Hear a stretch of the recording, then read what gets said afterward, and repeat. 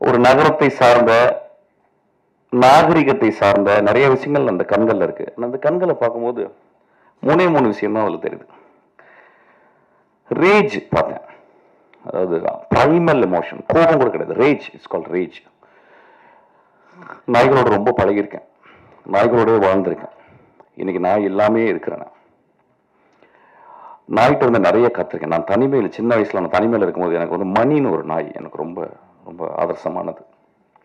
ஒரு வெள்ளை கலர்ல பெருசா இருக்கும், தலை பெருசா. அந்த மாதிரி நான் இது வரைக்கும் நான் பார்த்ததே இல்லை. கிராமங்களில் மணி எல்லா நாய்களும் மணியா தான் கூப்பிடுவாங்க. சொல்லப்போனா எங்களை வழக்கம், அது வீட்டு முன்னாலே இருக்கும்.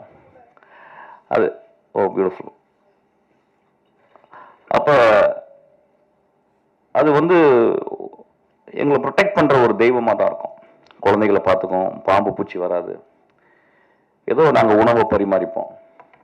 ஒரு ஆதி தகப்பன் போல் எங்க கூட எப்பயுமே ஒரு நாய் இருந்துகிட்டே இருக்கும். நல்ல ஞாபகம், ஒரு 5 வருஷம் கழிச்சு ஒரு நாள் காணோம். நான் தேடினேன் போயிட்டு, எங்கம்மான்னு கேட்டா எங்க பாட்டி சொன்னாங்க வந்து இல்லை, அதுக்கு வந்து மனநிலை பாதிச்சிருச்சு, அதை கொண்டு போய் கொல்ல போறாங்க அப்படின்ட்டு. நான் ரொம்ப ஓடினேன். எங்க ஊர்ல ஒருத்தர் அதை கொல்றதுக்கே ஒருத்தர் இருந்தார். அது கொல்லல, அது கிட்டத்தட்ட ஒரு கருணை கொலை தான். ஒரு சாக்குல அதை வந்து பிடிச்சி உள்ள போட்டு ஒரு கொடப்பாறையினால் அடித்து அதை கொண்டார். என்னால் மறக்கவே முடியல. நான் அதில் வந்து பெட்டுங்களை நான் பக்கத்தில் போனதே கிடையாது. நான் என் அசிஸ்டன்ஸ்லாம் கேட்பேன். என் அசிஸ்டன்ஸில் 2 பேர் ரொம்ப பெட்டோட. வெங்கட்னு ஒரு அசிஸ்டன்ட் இருக்கான், ரொம்ப அறிவானவன். அவன் வந்து 2 நாய்களை அவன் வீட்டில், அதுக்கு ஒரு பெரிய பெட்டு மாதிரி 2 பெட்டு கொடுத்து அதை பற்றி பேசுறது தான் அவனுக்கு வேலை. அவன் வாழ்நாள் ஃபுல்லாக அந்த நாய்களை பற்றியே பேசிட்டு இருக்கான். அந்த 2 நாய்களும் என்னையும் தான் அவனுக்கு ரொம்ப பிடிக்கும்னு நினைக்கிறேன் ஆக்சுவலாக. அப்போ அதை பற்றியே பேசிட்டு ரொம்ப ஆச்சரியமா இருக்கு. என்னடா இப்போ என்ன பண்ணா, ஒரு படி மேலே போயிட்டு அதுக்கு கேமரா ஃபிக்ஸ் பண்ணி இப்போ நான் ரீ ரெக்கார்டிங் பண்ணும்போது அதை பார்த்துக்கிட்டே இருக்கான். நான் ரீ ரெக்கார்டிங் பண்ணுறது கூட பார்க்கல ஆக்சுவலாக.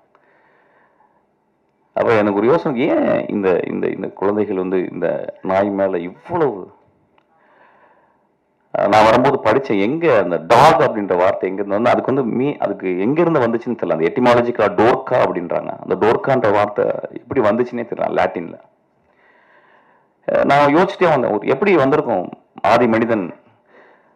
கடவுளால் படைக்கப்படாத மனிதர்கள் சில பேர் வந்து டார்வின் விதிப்படி மரங்களிலிருந்து கீழே இறங்கி சவான்களாக நடக்கும்போது அவன் எல்லா மிருகங்களையும் கொன்னுட்டு அதை திங்கணும் அல்லது தன்னை பாதுகாக்கணும் தான் வந்திருப்பான்.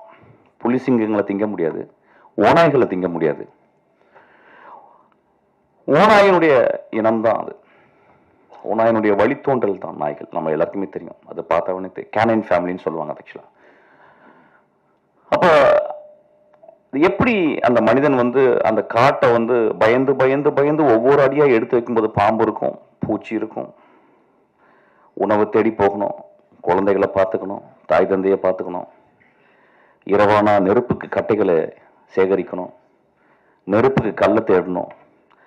அப்படிங்கும்போது எப்படி ஒரு ஓநாய் எப்படி அது ஒரு மனிதனை சார்ந்து வந்திருக்கும் அப்படின்றது வந்து எனக்கு ரொம்ப டிரான்சிஷன்.